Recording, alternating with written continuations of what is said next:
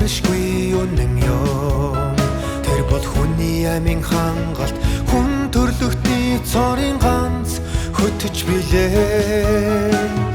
Бурхны үгийн үнцэн утга учир нь хүн төрлөختөн хүлээн зөвшөөрч хүлээн авсан эсхэр бос.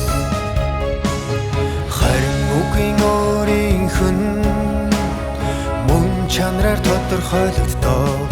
Энэ газар дэлхий дээр ганц ч хүн Бурхны үгийг хүлээн авч чадахгүй байлаач гэсэн. Түүний үгийн үнцэн хүн төрлөختөнд өгөх тусыг ямар ч хүн хэмжих аргагүй. Бурхны үгийн эсрэг тэрсэлж үгийг нэцаадаа. Эсвэл бүрэн басамжилдаг олон хүнтэй нуур тулах үед түүний хандлага эмэл байдаг. Цаг хугацаа болон баримтууд Бурхныг эрч болж түүний үг үнэн зам мөн гэдгийг батлаа.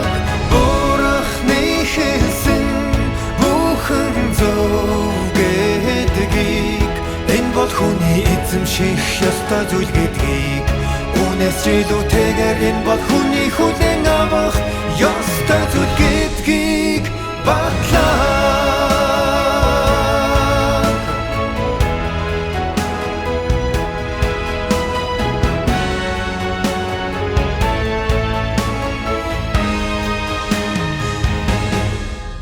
Түүнийг дагдаг бүхэнд Бурхан дараах баримтыг мэдүүлэх болно.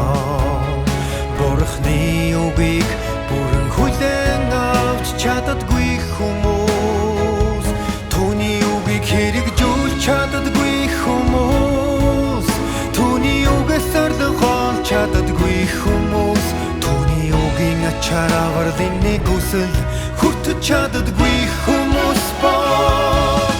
Түүний үгээр ядагддаг хүмүүс үнээс ч илүүтэй тэд бол Бурхны авралын нэг үслийг авсан хүмүүс бөгөөд түүний сава тэднээс хизээж